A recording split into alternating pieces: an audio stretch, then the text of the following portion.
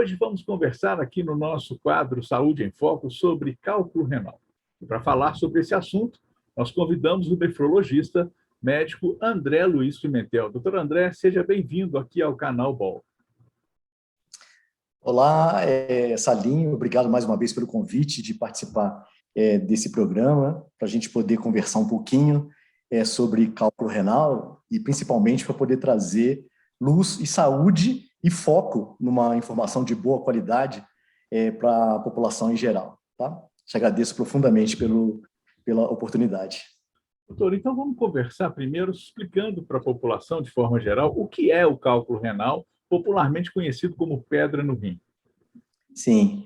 O cálculo renal, e que também tem a denominação pedra no rim, é uma denominação de senso comum, mas a denominação técnica médica ela é chamada de litíase renal. E litíase vem de litos, litos significa pedra, e é literalmente uma pedra que se desenvolve no seio renal. Essa pedra que se desenvolve, ela pode acontecer em qualquer um ponto, na papila renal, na pelve renal. E ela é decorrente de uma série de fatores que precisam se apresentar para a pedra ser formada, ou seja, precisa de ter uma tempestade perfeita para o cálculo se apresentar. Perfeito. Doutor, agora, como é que surgem essas pedras nos rins e como é que são os sintomas, né? O que a pessoa sente para poder perceber que está com problema? Ah, sim. Dentro desse contexto, então, essa tempestade perfeita que eu me referi, ela decorre de, ao menos, 3 situações são de fundamental importância.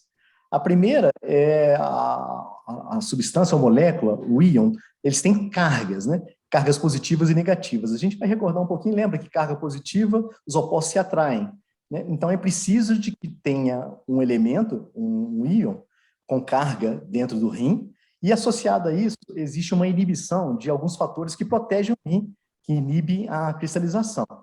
Quando você junta um excesso de substâncias que contém uma carga elétrica dentro de um contexto na qual você tem uma inibição da saturação de substâncias inibidoras dentro do próprio rim, que são protetoras, e mais com baixo volume urinário, você tem a tempestade perfeita, ou seja, é nesse momento que o cálculo se forma.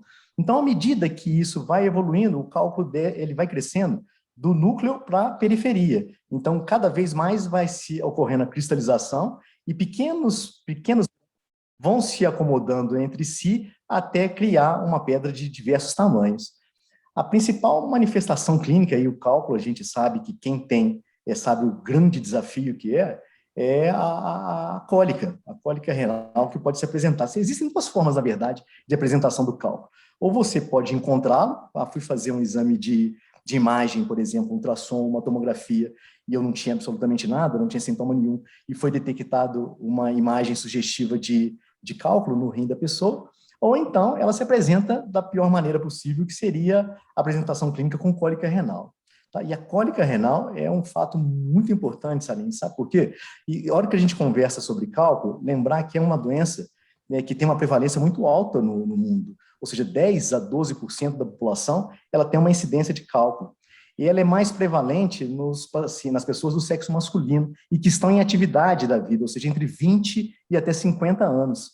E a cólica renal leva obrigatoriamente o indivíduo a procurar os atendimentos de urgência e emergência para poder ser atendido, e muitas das vezes ele tem que se ausentar do trabalho por um período.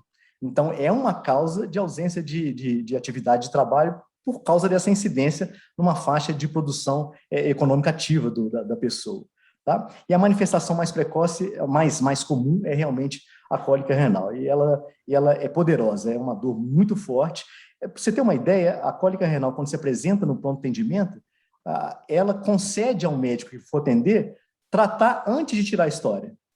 Porque ela é tão avassaladora que, às vezes, a gente analgesia, vai lá e cria um conforto para o paciente, para depois você recorrer à história clínica e fazer o diagnóstico. É uma das 3 dores maiores do corpo humano do ponto de vista patológico. Interessante realmente ter essa noção, né? Agora vamos falar então do tratamento, doutor. Doutor André, a cirurgia é a única solução? Existe outra coisa? O que pode ser feito no tratamento aí do cálculo renal? Só para poder completar ainda na pergunta anterior, eu falei bastante sobre cólica, mas esqueci de falar de outros sintomas que também, sinais que se apresentam no paciente com cálculo renal, que é a hematúria. Hematúria é a presença de sangue na urina, tá? Ela pode ser macroscópica, ou seja, visual, é uma urina cor de Coca-Cola, cor de chá, bem escura, ou ela pode ser microscópica. O que significa isso? Só através dos exames de urina que a gente vai detectar a presença de hematúria, mas é um dado bastante importante. E, às vezes, também, alguns pacientes se apresentam com infecção urinária, dor, ardência, queimação no trato urinário, e que pode configurar a infecção, provavelmente dita, associada ao cálculo, ou então é o cálculo passando pelo trato urinário. Em relação ao tratamento, pelo contrário, o tratamento, a maioria dos cálculos, nós temos uma divisão por tamanho, cálculos pequenos, até 5 milímetros, e que sem nenhuma repercussão ou com baixa repercussão, normalmente eles são tratados de forma conservadora, ou seja, não requer nenhuma manifestação. Até nós, dependendo da intensidade da dor, nós temos alguns mecanismos farmacológicos, ou seja, de medicamentos, que a gente pode utilizar. Isso é chamado terapia de expulsação do cálculo, ou seja, o cálculo não está obstruindo o trato urinário, e a pessoa já melhorou do seu quadro de dor, ou pelo menos atenuou o quadro de dor, nós utilizamos algumas substâncias que, para poder dilatar o ureter, onde que vai passar o cálculo, onde está inserido, e estimulamos a ingesta de líquido.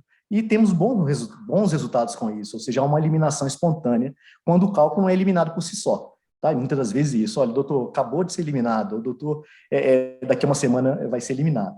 Para fazer essa terapia de expulsação do cálculo, é fundamental o controle periódico, tá? Porque a cólica pode recorrer, esse paciente precisa de ter um contato com o profissional que fez a prescrição, tá? Então, isso é muito importante. E a maioria dos cálculos, de 5 até 5 milímetros, vão ser eliminados de maneira quase que espontânea. Os cálculos maiores, entre 5 e 10, são cálculos até grandes, vão depender da sintomatologia do paciente, ou seja, aquela cólica que é refratária, eu tenho uma dor difícil controle, ou eu tenho uma infecção urinária associada, recorrente, ou eu tenho uma obstrução do trato urinário, na qual há um comprometimento desse rim em termos de funcionamento, a indicação cirúrgica é importante. E aí entra uma especialidade que compartilha conosco o mesmo tratamento, que é a urologia. Então, o cálculo tanto é compartilhado pela nefrologia, ou seja, a especialidade que cuida dos rins e do sistema urinário, como também a urologia. A diferença principal é que a nossa especialidade é clínica, né? E a especialidade cirúrgica é urológica, então ela é dedicada aos procedimentos. Então, é nesse momento, quando há indicação de cirurgia para remoção do cálculo, é que o urologista se apresenta para poder fazer a solução e tomar a melhor decisão terapêutica. Outro dado importante, Salim, que a gente tem que ressaltar, e eu bato muito nessa tecla, é a recorrência do cálculo, né? Então, o cálculo, uma pessoa que tem um episódio de cálculo, esse cálculo, 50% ele vai recorrer em 5 a 10 anos. Então, não pode se ter uma cólica renal, e isso é importante que a gente ressalte. As pessoas têm uma cólica, sana aquele problema e não procuram mais uma assistência adequada. Então, essa pedra pode recorrer nesse período e também de forma mais avassaladora e trazendo um dano ao rim que não é desejável para ninguém. Perfeito, doutor. Agora, o cálculo renal, ele pode trazer outros agravamentos na saúde de uma pessoa? Sim. O cálculo o cálculo principal do trato urinário é o cálculo de cálcio, tá? Então, a denominação técnica que nós utilizamos é a hipercalciúria, ou seja, excesso de cálcio no trato urinário. Então, essa é a principal causa. E esses cálculos a matriz ele é de cálcio, tanto que a gente consegue visualizar ele na tomografia, porque eles são radioopacos. O que significa isso? Na hora que a gente vai fazer um raio-x, uma tomografia, eles se apresentam facilmente na imagem. Tá? Um pouco diferente daqueles cálculos que a gente chama de ácido úrico, que são radiotransparentes. Então, o indivíduo tem cólica renal, tem hematúria, sangramento no exame de urina, e a hora que você vai fazer o exame de imagem, você não consegue visualizar a pedra. Então, na maioria das vezes, possivelmente esse cálculo é de ácido úrico. Então, o exame deve ser feito com contraste para a gente poder identificar a presença desse cálculo, entendeu? Então, o grande trunfo para a gente poder conduzir o tratamento é a gente cuidar dos fatores associados, conforme você mencionou. E a infecção urinária, para nós, é o principal fator. Eu brinco com algumas pessoas e com os pacientes da seguinte maneira: água parada da mosquito, urina parada da infecção. Então, o trato urinário foi feito para filtrar o sangue, produzir a urina ser armazenada na bexiga e ser eliminada. Então, quando você